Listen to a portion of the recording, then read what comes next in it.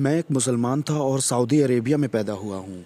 एक ऐसे देश में जो शायद गॉस्पेल के लिए सबसे ज़्यादा बंद देशों में गिना जाता है।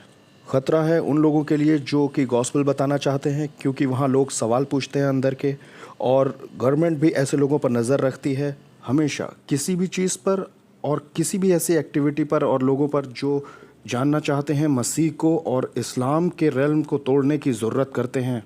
तो अब जब मैं आपसे बांटने जा रहा हूँ उनके बारे में, तो आप याद रखिएगा उन्हें और उनके लिए दुआ कीजिएगा, ताकि मालिक उनकी ज़िंदगी में काम करता रहे और उनके दिलों को नरम बनाता रहे जो कि उस पर्टिकुलर ग्रुप में आते हैं। क्या आप जानते हैं इस दुनिया में 1.5 अरब से ज़्यादा मुस्लिम हैं। हम बात कर रहे हैं 25% पूरी आबादी के लोगों की। करीब करीब 4 में से 1 आदमी इस दुनिया में इस्लाम से जुड़ा हुआ है। आज ये दुनिया में सबसे तेज़ बढ़ने वाले धर्मों में दूसरे नंबर पर आता है।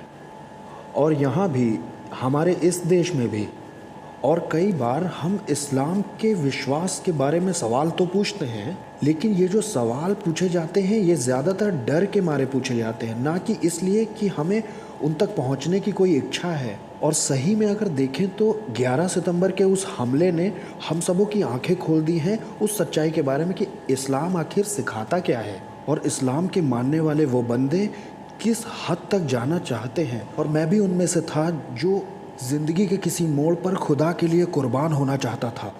कुछ इस तरह के धर्म से हम डील करने जा रहे हैं। सोचिए, अपनी ज़िंदगी का ज़्यादातर समय मैंने सऊदी में अपने घर में बिताया है। मैंने उस किताब को, जिसे कुरान कहते हैं, 12 साल की उम्र में ही आधे से ज़्यादा याद कर लिया था और मेरा गोल था कि मुझे उसे पूरा याद करना था। और मैंने ऐसा इसलिए किया क्योंकि इस्लाम काम करने का धर्म है और जो कुछ भी आप करते हो इस खुदा को खुश करने के लिए जिसे आप मान रहे हो, वो आपको आखिरत के दिन में काम आएगा। जन्नत को पाने के लिए ये काम ही आपकी मदद करेंगे।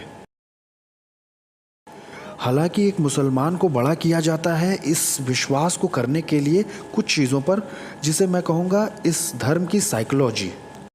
आप बड़े किए जाते हैं इस सोच के साथ कि इस्लाम ही बस एक आखिरी धर्म है जो कि खुदा की नज़र में सही है, एक तरह से आखिरी रास्ता है। और अगर आप इस धर्म के मानने वाले नहीं हो तो आपके लिए कोई उम्मीद नहीं है कि आप पहुंच सकें जन्नत तक या अफलाक तक। इस्लाम सिखाता है कि इस्लाम के पैगंबर ही आखिरी पैगंबर या नबी हैं। यहाँ तक कि इनसे पहले भी जो पैगंबर हुए हैं, यीशु को मिलाकर भी कुरान यीशु को भी नबी कहती है। उन सब को खुदा ने भेजा कभी ना कभी किसी न किसी खास मोड़ पर इतिहास में, सिर्फ कुछ खास लोगों तक ही और कुछ खास पैगाम के साथ।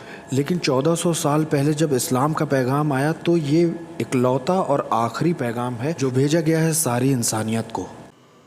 और इस्लाम ये भी सिखाता है कि खुदा की तरफ से आखिरी रेवलेशन कुरान ही है। और इससे पहले आई हुई जितनी भी किताबें हैं या तो वो खो गई हैं और या तो करप्ट हो गई हैं, जैसा कि बाइबल भी। और इस तरह के माइंडसेट के साथ आप एक एज ए मुस्लिम बड़े होते हैं, और इस तरह की मानसिकता के साथ कि आप एक ख़ास तरह के ग्रुप का हिस्सा हैं और बड़े चुने हुए लोग हैं, जिसका फ़ैसला खुदा ने ले लिया है कि अब बस तुम ही लोग हो जो कबूल किए जाओगे, बस उसकी बादशाहत में। इन्हीं बातों को सोचते हुए जब मैं बड़ा हो रहा था तो मैं लोगों को, वो जो इस धर्म के नहीं मानने वाले हैं, उनको बड़े नीची नज़र से देखने लगा था। यहाँ तक कि आप उन्हें भी नीची नज़र से देखने लगते हैं जो कि इस्लाम तो फॉलो करते हैं लेकिन आपकी तरह उतने रिलीजियस नहीं हैं, क्योंकि ये सिर्फ इस बारे में है कि आप नेक हैं, बहुत अच्छे काम करते हैं, रिलीजियस हैं और पूरे सबमिशन में हैं उस खुदा के जो आपसे चाहता तो सब कुछ है, लेकिन आपको किसी तरह की कोई गारंटी नहीं देता, यहाँ तक कि एक छोटी सी उम्मीद भी नहीं आपकी नजात के लिए। यहाँ तक कि आप आगे निकलकर उसके लिए कुर्बान भी होना चाहें तब भी नहीं। और सच में मैं भी एक समय ऐसा ही करना चाहता था, ये मानकर कि यही सिर्फ एक रास्ता है जिससे मेरे गुनाह माफ़ हो सकते हैं। मेरी ये उम्मीद थी कि इस खुदा के लिए अगर मैं लड़ता हूँ और मरता हूँ तो मैं जन्नत जा सकता हूँ। और 1979 में सोवियत ने जंग की अफगानिस्तान के साथ, और बहुत से मुसलमान लोग अपना देश छोड़ के गए उस लड़ाई में लड़ने के लिए, और मैं भी वैसे ही जाना चाहता था। लेकिन मैं वहाँ सवाब के काम कमाने के लिए नहीं, बल्कि लड़कर मरने के लिए जाना चाहता था, ये मानकर कि यही मेरी उम्मीद है उस नजात को पाने के लिए। और उस वक्त मेरी माँ बीच में आ गई ऐसा करने से मुझे रोकने के लिए, और इसे मैं अपना पहला मिरेकल मानता हूँ खुदावंद को जानने के अपने इस सफ़र में पहला। अगले 2 साल में मैंने अपना स्कूल ख़त्म किया और मैं इस्लामिक यूनिवर्सिटी मक्का में आ गया, जो कि सिर्फ 45 मिनट की दूरी पर था जहाँ मैं रहता था वहाँ से। और मैं वहाँ गया और शरिया पढ़ना शुरू किया, और मैं चाहता था शरिया स्कॉलर बनना और आगे चलकर जज भी बनना चाहता था। लगभग 1.5 साल बाद, मैं नहीं जानता क्या हुआ, लेकिन खुदावंद ने मेरा मन मोड़ दिया इस ख्याल से। और इस बात को मैं दूसरे नंबर का मिरेकल कहता हूँ, क्योंकि अगर मैंने उसे कंटिन्यू किया होता तो मैं यहाँ आज आपके सामने नहीं होता। खुदा ही जानता है। उस चीज़ को ख़त्म करके मैंने फ़ैसला लिया कि मैं कुछ दूसरा काम करूँगा, और मैं अपने घर आ गया वापस। वहाँ की लोकल यूनिवर्सिटी से मैंने इंजीनियरिंग की पढ़ाई आगे की। जब मैं ग्रेजुएट हो गया तो मेरे वालिद ने मुझे बिल्कुल सरप्राइज़ कर दिया, ये बोलकर कहा कि तुम क्या वेस्ट जाना चाहोगे, या तो यूरोप या तो फिर यूएसए, ताकि तुम वहाँ से ग्रेजुएट डिग्री ले सको। क्या आप जानते हैं, मुसलमान होने के नाते हम जितने मुसलमान हैं, चाहे वो मिडिल ईस्ट में हो या किसी अपने और देश में, हम वेस्ट के बारे में सोचते हैं कि वेस्ट बड़ी ख़राब सोसाइटी है। हम हर चीज़ का ज़िम्मेदार वेस्ट को मानते हैं, हमारी सारी प्रॉब्लम का ज़िम्मेदार। हम उन्हें ब्लेम करते हैं कि वो हमारे दुश्मन हैं और वो हमारे ख़िलाफ़ ही प्लॉट करते रहते हैं। और हम उन्हें इतना करप्ट सोसाइटी इसलिए मानते हैं क्योंकि हमें लगता है कि उनकी बाइबल करप्ट हो चुकी है। हमें लगता है कि वो सब क्रिश्चियन पैदा तो हुए हैं, लेकिन अब इतने फेथफुल क्रिश्चियंस हैं नहीं, और अगर वो फेथफुल क्रिश्चियंस हैं भी तो उसका कोई मायने नहीं है, क्योंकि उनकी बाइबल ही करप्ट हो चुकी है। ये सब तो था, लेकिन उसके बाद भी जब मेरे वालिद ने कहा तो मैं बड़ा एक्साइटेड था वेस्ट जाने के लिए। आज मैं इसे एक तरह की धोखाधड़ी कहना चाहूँगा। ऐसी जगह मुझे क्यों जाना चाहिए जो मैं नापसंद करता हूँ, लेकिन देखिए फिर भी मैं जाना चाहता हूँ, ताकि मुझे वो इज़्ज़त शोहरत मिले कि मैंने डिग्री ली है फ़लानी यूनिवर्सिटी से। तो जाहिर सी बात है, मैंने अपने वालिद का वो आइडिया रिजेक्ट नहीं किया। फिर आगे मैंने एम्बेसी से इजाज़त लेने के लिए अप्लाई किया, और जब हो गया तो जिस यूनिवर्सिटी ने मुझे आने के लिए लेटर भेजा वो था UOFA। Hold your horses. और मैं माफ़ी चाहता हूँ क्योंकि पहले मुझे ये सब इतने अच्छे से बोलना नहीं आता था।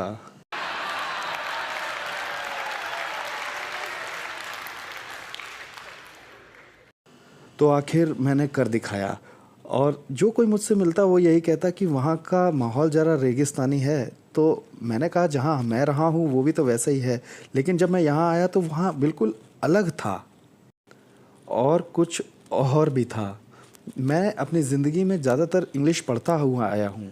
जिस चीज़ की सबसे ज़्यादा मुझे चिंता थी वो था कल्चरल शॉक, यानी कि तहज़ीब के मामले में।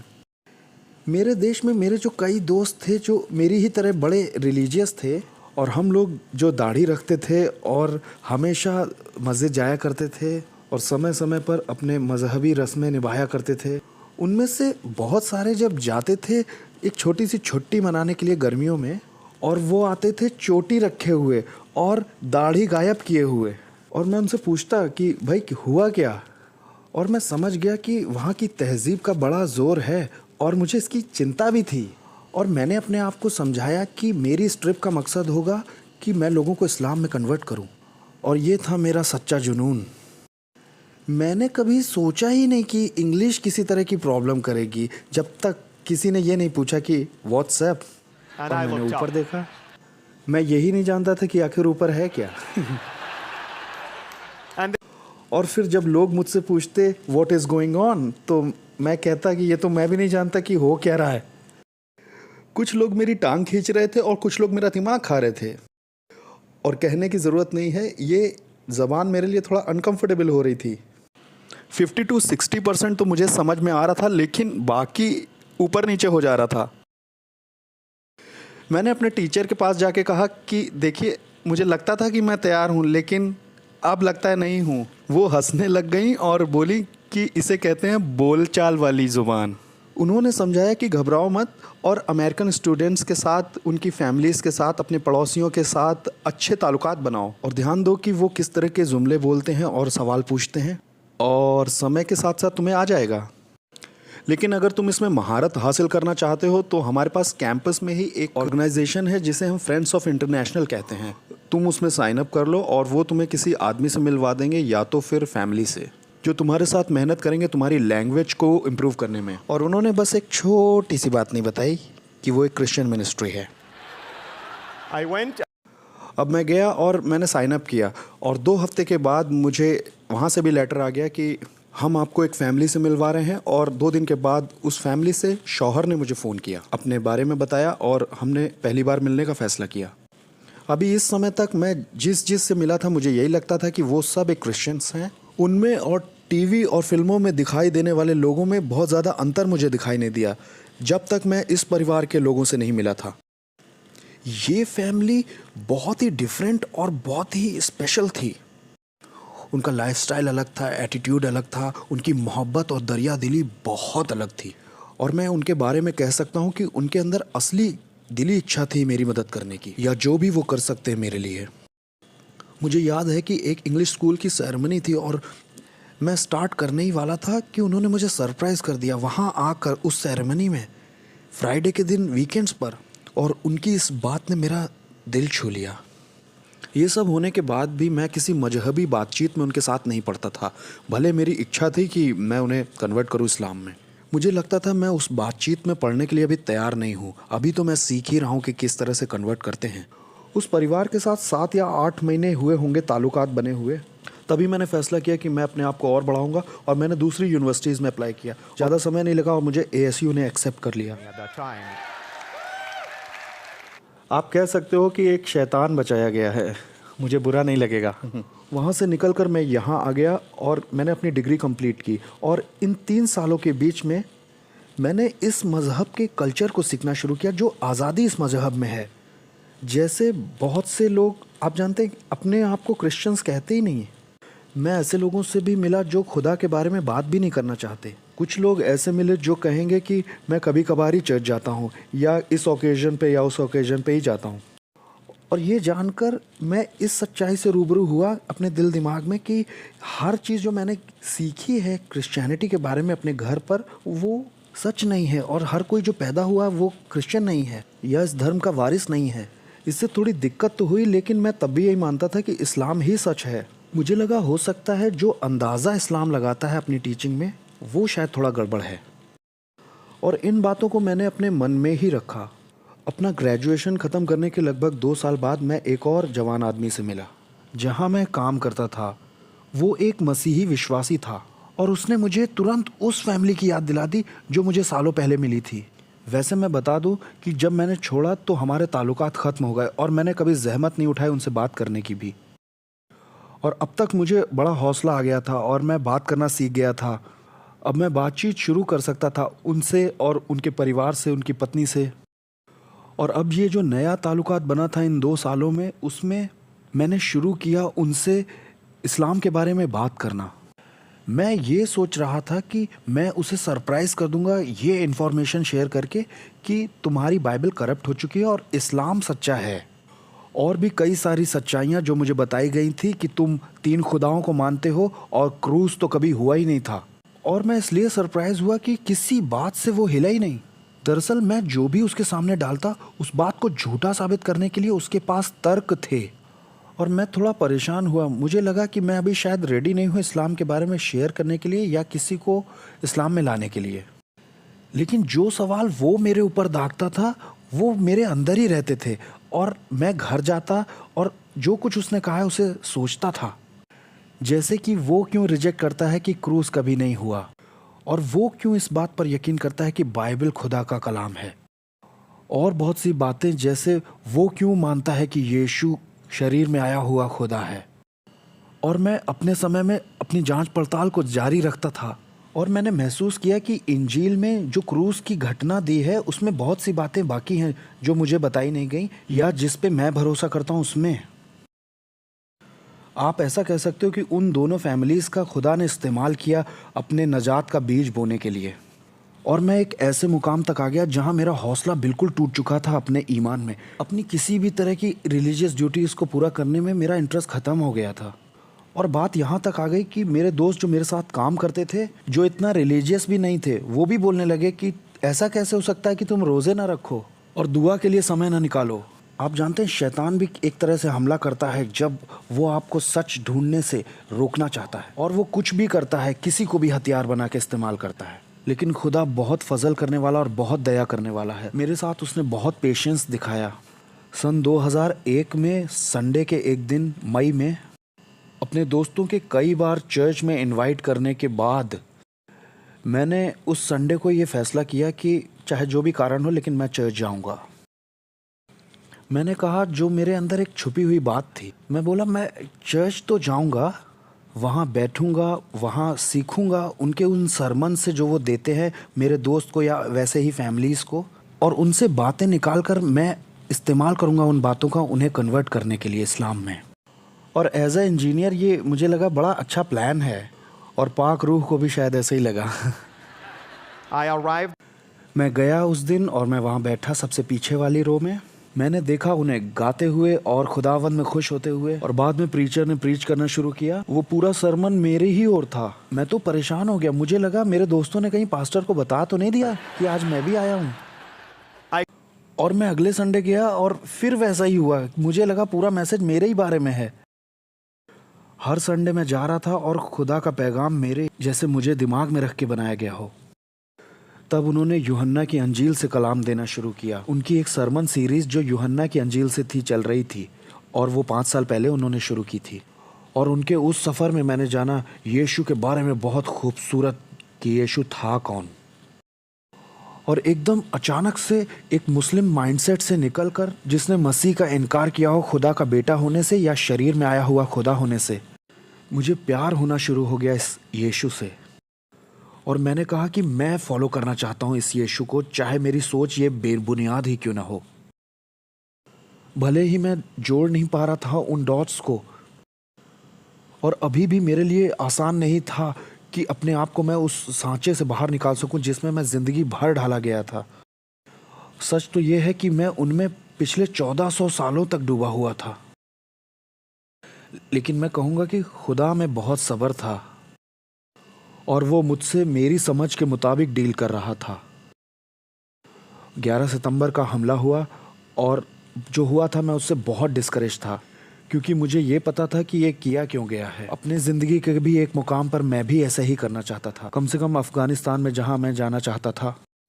और इसने मुझे जगाने की घंटी वाला काम किया, और मुझे शुरू हो गए एक तरह से सपने आना। मैं कहूँगा भयानक सपने आना शुरू हो गए। हर बार एक ही तरह का, जितनी भी बार मैंने देखा एक ही तरह का सपना कि मैं मर गया हूँ और मैं खुदा के तख्त के सामने खड़ा हूँ, और खुदा मुझसे एक बहुत आसान सवाल पूछ रहा है, तुमने मेरे बेटे को क्यों रिजेक्ट किया? और मेरे पास उसका कोई जवाब नहीं था। 2 महीने के बाद नवंबर के महीने में 2001 में आखिरकार मुझ में इतना हौसला आया कि मैं ये कह सका कि मैं एक गुनहगार हूँ और मुझे एक बचाने वाले की ज़रूरत है। और मैंने दुआ की, खुदावंद को नजात दहिंदा कबूल किया। और वहाँ से लगभग आज से 12 साल पहले मैंने खुदा के हाथ को अपने साथ देखा। मिनिस्ट्री के दरवाजे मेरे लिए खुलने लगे, और मैंने तुरंत ये महसूस किया कि मेरी बुलाहट है सिखाना, तैयार करना और हौसला अफजाई करना। और मैं आपको बताऊं, उस समय तक मुझे यही नहीं लगता था कि मैं 2 लोगों के सामने भी खड़े हो सकता हूं और बात कर सकता हूं। फिर भी खुदा ने मुझे ये सिखाया कि तुम अगर अपने आप को हलीम करते हो तो मैं तुम्हारे लिए इतने दरवाजे खोलूँगा जिससे तुम्हारे तोते उड़ जाएंगे। और वैसे मुझे इस जुमले का भी मतलब नहीं मालूम था। खुदा बहुत जलाली है। इन 12 सालों में जो समय बीता है, इसमें हज़ारों लोगों ने इस पैगाम को सुना है। और लगभग 5 साल पहले मेरे लिए दरवाज़ा खुला सैटेलाइट टीवी पर आने का, जो कि मिडिल ईस्ट में दिखाया जाता है, और लगभग 60 लाख लोगों का ख़ानदान उसे देखता है, उस प्रोग्राम को खासकर। जो होस्ट हैं और सवाल करते हैं मुझसे, वो भी एक मुसलमान थे। उन्होंने कहा अपनी गवाही देने के लिए। शुरुआत में मैं थोड़ा डरा हुआ था। वैसे बता दूं कि इस्लाम को छोड़ने का मतलब है कि मौत का फरमान मेरे लिए पहले से तैयार है। और इस बात से मेरे ख़ानदान वालों ने मुझे बेदखल भी कर दिया और मेरा खुद का भाई मुझे मारने के लिए हर वक्त ढूंढता रहता है। मैंने उससे कहा कि तुम चाहते हो कि मैं तुम्हें बताऊं मैं कहाँ आ रहा हूँ और तुम करना क्या चाहते हो और तुम जानते हो मेरे साथ क्या हो सकता है। उसने कहा हाँ, सबसे खूबसूरत तो यही बात है। मुझे लगा जैसे उसे कोई फ़र्क ही नहीं पड़ता। उसने मुझे बताया कि हम अपने उन लोगों तक पहुंचना चाहते हैं क्योंकि उनसे ज़्यादा असरदार कोई और नहीं हो सकता। हमारे ही वो लोग जिन्होंने यीशु को कबूल कर लिया और हमें छोड़ दिया है। यकीनन ये बात सही है। मैं सबसे पहले आया पर्दे पर 2007 में, मुझे अभी भी याद है, दिसंबर 2007 में मैंने अपनी गवाही दी और एक सऊदी औरत ने यीशु को अपना नजात दहिंदा कबूल किया। वो उस वक्त एक कॉलेज स्टूडेंट थी और 9 महीने बाद उसके बाप और भाई को पता चल गया और उसका नतीजा ये हुआ कि उन्होंने उसे मार दिया। ये है जिसके साथ हम डील कर रहे हैं। बाद में भी उस शो में मैं कई बार आया और हज़ारों हज़ार लोगों ने उस पैगाम को सुना है और उस टीचिंग को सुना है। और 3 साल पहले अभी हमने एक और ख़तरनाक प्रोजेक्ट शुरू किया है उसी मिनिस्ट्री के साथ, और उनके साथ एक किताब भी लिखी है, द कुरान डिलेमा करके। कुरान की कमियों की खोजबीन करना और मेरे अमान भाई और बहनों को बताना कि जिस किताब को वो सबसे ज़्यादा दिल से मानते हैं, एक परफेक्ट किताब या इकलौती किताब जिसे खुदा ने बस बाइबल से भी ऊपर करके बचा लिया है, उसका अपना कोई मायने नहीं है सिवाय पन्नों के। और एक बार अगर उनकी बुनियाद हिल गई तो ज़रूरी हो जाएगा उनके लिए खोजना उस बुनियाद को जो सच्ची है, जो हमारा खुदावन यीशु मसीह है। ये है पूरी बात। मैं आपको और भी बहुत सी इनकरेजिंग स्टोरीज़ बता सकता हूँ, लेकिन जब ट्यूसडे को हम मिलेंगे तो मुझे खुशी होगी सवालों के जवाब देने में कि वो किताब क्या कर रही है और उसका क्या असर पड़ रहा है। मैं टीवी और सोशल मीडिया पर इस्लामिक डिलेमा करके मिनिस्ट्री कर रहा हूँ, तो खुदा ने मुझे बहुत बरकत दी है और मौके दिए हैं सिर्फ एक मकसद से। इसलिए नहीं कि इसमें मैंने कुछ कर दिखाया है, बल्कि ये वो है जिसने मुझे इस मुकाम तक पहुंचाया है। उसने मेरी दिलचस्पी इस पैगाम में पैदा की ताकि आपको सिखाऊं और आपकी हौसला अफजाई करूं। और मेरी उम्मीद है और मैं दुआ करता हूं कि आप जब इस कमरे से बाहर जाएंगे तो किसी भी तरह का डर, चाहे वो इस्लाम का हो या मुसलमानों का, वो बस पूरी तरह से निकल जाए, ताकि बाहर जाकर अब उन्हें आप और भी ज़्यादा मोहब्बत कर सकें। और मैं जानता हूँ कि हम जो सबसे बड़ी रुकावट महसूस करेंगे हमारे इवेंजलिज्म को करने के लिए, वो है डर। मेरा मतलब है कि हम में से ही कई लोग ताज्जुब करेंगे कि क्या हम में इंजील को बांटने की ताकत है, क्या हमें सारे तरीके मालूम हैं, क्या हम में इतनी ताकत है कि हम इतने बड़े इश्यूज़ पर बहस कर सकें, क्या मैं जिससे बात कर रहा हूँ उसे बुरा तो नहीं लग जाएगा या वो चिढ़ तो नहीं जाएगा। और इन सब बातों के ऊपर बांटना किससे है? मुसलमानों से। क्या आप पागल हो गए हैं क्या? क्या आपको मालूम नहीं है कि वो मुझे मार भी सकते हैं? और उनके बारे में क्या, अगर वो कन्वर्ट हो भी गए तो क्या वो ज़िंदा बचेंगे? हाँ, ये सच है। आपका डर तो जायज़ है। यहाँ बाइबल देखिए क्या कहती है इस बारे में।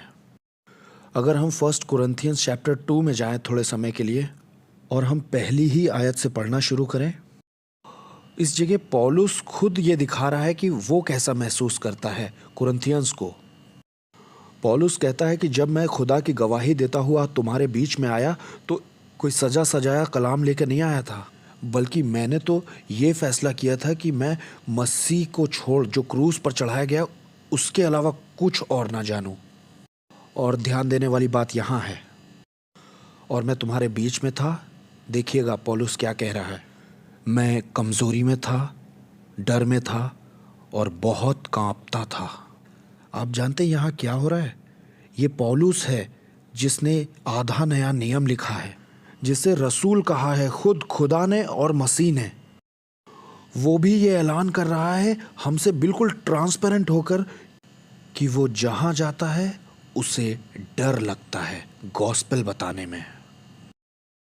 उसकी बात का क्या नतीजा निकला कि अगर आप डरते हैं तो आप में हुनर है गॉस्पेल बताने का। ये मतलब है इस बात का। और आप में ये डर होना भी चाहिए, क्योंकि आपके पास एक बेशकीमती खबर है बताने के लिए जिसे दुनिया को जानना ही है। दूसरी एक और बात है जिसके बारे में हमें बड़ा होशियार रहना है, वो है कि हमें हमेशा तैयार रहना है। जवाब देने के लिए, आप कहना चाहें तो डिफेंस के लिए, उन लोगों से जो सवाल करने वाले हैं हमसे हमारी उम्मीद के बारे में। ये पहले पत्रस 3:15 में लिखा है।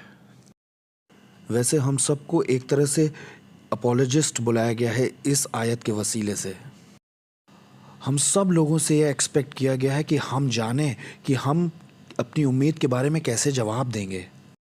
ये हमारी गवाही के जितना ही आसान होना चाहिए कि आखिर यीशु हमारा खुदा क्यों है। कोई बहाना नहीं चलेगा, हमें कोई बहुत बड़ा स्कॉलर बनने की ज़रूरत नहीं है और इवेंजलिज्म के लिए कोई सेमिनार करने की। हमारे खुदावंद ने अपने पहाड़ी पैगाम में हम सब से ये एक्सपेक्ट किया है, मत्ती 5 में 14 से 17 में, कि हम सब इवेंजलिस्ट हों। जब उसने कहा कि तुम दुनिया की रोशनी हो, उसने ये नहीं कहा कि तुम लोगों में से कुछ ही लोग रोशनी हैं। तुम एक रोशनी हो ऐसे नहीं, तुम एक खास रोशनी हो इस दुनिया की। इसलिए तुम्हारी रोशनी लोगों के सामने कुछ ऐसी चमके कि जिससे वो तुम्हारे काम देखकर तुम्हारे आसमानी बाप की तारीफ करें। मेरे केस में तो ऐसा ही हुआ जब मैंने उन दोनों परिवारों में मसीह की रोशनी देखी। वैसे मैं बता दूं, अभी पिछले साल तक वो जो पहली फैमिली थी उनको कोई आइडिया नहीं था कि मैं मसीह में ईमान ला चुका हूं, क्योंकि मैंने तो लगभग 23 साल से कोई ताल्लुकात नहीं रखा था उनसे किसी तरह का। पौलुस भी उस जवान तिमोथी को दूसरा तिमोथी 4:2 में यही हिदायत देता है कि उसे ज़रूरत है तैयार रहने की, वक्त बेवक्त प्रीच करने के लिए। और दूसरी बात मैं आपको यही समझाना चाहता हूँ कि आप तैयार रहिए हर समय। किसी भी सीज़न में इस पैगाम को बांटने की तैयारी करते रहिए। कोई भी समय सही या गलत नहीं होता है शेयर करने के लिए। दरवाजे खुदा ही खोलता है, सही वक्त पर सही समय पर, लेकिन हमें तैयार रहना है बताने के लिए। आखिर में मैं आपसे एक हिस्सा बताता हूं जिससे मेरी गवाही थोड़ी सी। पौलुस जब इफिसुस में मार पीट कर घायल कर दिया गया, उस हद तक जहां वो मरने वाला था, वो वहां से गया थिस्सलुनीकियों में और 3 हफ्ते रुका और खुदा ने उसका इस्तेमाल किया वहाँ पर एक चर्च बनाने के लिए। 2 खत पौलुस ने लिखे हैं, पहला और दूसरा थिस्सलुनीकियों, जो आज भी हमारी पाक बाइबल में दिए हैं। और अपने पहले खत में वो इस बात को समझाने की कोशिश कर रहा है थिस्सलुनीकियों के लोगों को कि वो उनके बारे में कैसा महसूस करता है और उसने क्यों ये फैसला लिया कि वो इंजील को यहाँ बांटेगा। पहला थिस्सलुनीकियों 2 चैप्टर 8वीं आयत, वहाँ पौलुस ये कहता है, तुम लोगों से बेपनाह मोहब्बत होने की वजह से हम तैयार हो गए खुदा की अच्छी खबर सुनाने के लिए, बल्कि तुम्हारे लिए अपनी जान भी देने के लिए, खुद को देने के लिए तैयार हो गए, अपनी खुद की जान। क्यों? क्योंकि तुम हमारे बहुत अजीज हो गए थे। मैं बताता हूँ पौलुस क्या कह रहा है। याद रखिए, आज जो पौलुस बोल रहा है वो विश्वासियों से बोल रहा है। वहाँ उनके पास आने से पहले और उन्हें गॉस्पेल देने से पहले। इसका क्या मतलब है? जब वो बुत परस्त थे उस वक्त जेंटाइल्स थे और मसीह को और खुदा को नहीं जानते थे और अभी तक नजात भी नहीं पाए थे। वो कहता है कि वो उनसे मोहब्बत करता है और फैसला करता है उनसे गॉस्पेल बांटने का, सिर्फ शब्दों से नहीं बल्कि अपने लाइफ स्टाइल से। चाहे उसका यही मतलब हो कि उसकी खुद की जान कुर्बान हो सकती है। अभी उसे मारा गया है बड़े पत्थरों से, फिर भी उसकी इच्छा है कि वो नए फिरके के लोगों को इंजील का पैगाम दे। क्या आप लोगों की इच्छा होती है इंजील बताने की उन लोगों से जिनको अभी आपने देखा भी नहीं है? क्या आप ऐसे लोगों के लिए दुआ करते हैं जिनसे अभी तक आप मिले नहीं हैं अपनी ज़िंदगी में कभी भी? क्या आप मुसलमानों के लिए दुआ कर रहे हैं? मॉर्मन्स के लिए? नास्तिकों के लिए? क्या आपका दिल है कि वो लोग भी जाने मसीह को, हमारे खुदावंद को? क्योंकि यही बात तो कलाम सिखा रहा है। देखिए, इवेंजलिज्म स्टेप 1, स्टेप 2 और स्टेप 3 नहीं है। ये कोई डिग्री पा लेना भी नहीं है। आप एक मॉडल या एक स्टाइल फॉलो कर रहे हैं, ये भी इसका मतलब नहीं है। इवेंजलिज्म तो शुरू होता है मसीह में एक सही दिल से और एक सही एटीट्यूड से। सबसे छोटा काम जो हम कर सकते हैं वो है हम उनके लिए दुआ कर सकते हैं, जो कम से कम है एटलीस्ट। पिछले 11 सालों से मैं उस परिवार को ढूंढने की कोशिश कर रहा था। जब से मैं एक बिलीवर बना हूँ, मैंने उम्मीद ही छोड़ दी थी कि मैं उनसे दोबारा मिलूँगा। मैं बस उनका शुक्रिया अदा करना चाहता था क्योंकि खुदा ने उनका इस्तेमाल किया उस बीज को बोने में जिसने आज 23 साल बाद नजात का रूप मेरी ज़िंदगी में ले लिया है, और जिसका खुदा ने इस्तेमाल किया अपनी ताकत में और बहुत से दरवाजे खोलने में, जिससे लाखों मुसलमानों ने गवाही पढ़ी है। लाखों मुसलमानों तक हम पहुँचे सोशल मीडिया के ज़रिए से, टीवी प्रोग्राम और कई और ज़रिए से, क्योंकि वो ईमानदार रहे थे अपने ज़िंदगी के फ़ैसलों में। उन्होंने जो सेक्रीफाइस किया था और गॉस्पेल शेयर किया था अपनी ज़ुबान से और अपने लाइफस्टाइल से भी। और आखिरकार शायद खुदा ने मंजूर किया कि अब ये शायद सही समय है। चाहे तो यकीन करिए या मत करिए, लेकिन उस दिन सुपर बॉल संडे था। हाँ, वो सुपर बॉल संडे ही था। जब ऐसा हुआ, मुझे वो ओरिजिनल लिफाफा मिल गया जो मुझे उस पहली यूनिवर्सिटी ने दिया था उस परिवार के बारे में। मुझे पता नहीं था कि उन्हें कहाँ ढूंढूं, तो मैंने बड़ा पावरफुल टूल इस्तेमाल किया, गूगल, और फिर बड़ी आसानी हो गई और जन्म से लेकर उनकी सारी हिस्ट्री मुझे पता चल गई। और अब मुझे सब कुछ पता चल चुका था, तो उन्होंने उस वक्त मुझे नहीं बताया था। मैं बस एक ही चीज़ ढूंढ रहा था कि वो आज इस वक्त कहाँ हैं, और वो मुझे मिल गया और मैंने उन्हें कांटेक्ट किया। जानते उन्होंने कहा क्या? हम इस महीने तक तुम्हारे लिए दुआ कर रहे थे। 23 साल हो गए और उन्होंने कभी दुआ मेरे लिए बंद नहीं की, तब भी जब उन्हें ये तक मालूम नहीं था कि मैं बिलीवर बन गया हूँ। और जब मैंने उनसे ये बात बताई तो उनका भेजा उड़ गया कि कैसे खुदा ने एक छोटी सी मिनिस्ट्री को इतना बड़ा कर दिया है जो कि वो आज है। क्योंकि 2 साल पहले उन्होंने फैसला किया कि अब इस मिनिस्ट्री को बंद कर देना चाहिए, शायद ये इतने काम की नहीं है, क्योंकि अपनी ज़िंदगी में उन्होंने उस मिनिस्ट्री में कोई फल नहीं देखे शायद। हमारा खुदा बहुत कुव्वत रखने वाला खुदा है। एक वजह है जिसमें पहला कुरिन्थियों में ऐसा दिया है कि हम पढ़ते हैं, हम जब कोई बीज बोते हैं तो कोई उसे बोता है, कोई पानी डालता है, लेकिन खुदा है जो उसे बढ़ाता है। इसलिए उस पर ईमान रखो, क्योंकि वो काम करता है जो हम और आप मिलकर नहीं कर सकते। तो मैं आपको बस इस ख्याल के साथ छोड़ रहा हूँ कि अगर आप आज यहाँ आए हैं डरते हुए उन मुसलमानों से, तो अब मैं उम्मीद करता हूँ कि आप उनकी ओर भागिए, उन्हें गले से लगाने के लिए, उनके लिए दुआ करने के लिए, उनसे सच बताने के लिए, अपने शब्दों से भी और अपनी ज़िंदगी से भी। आइए।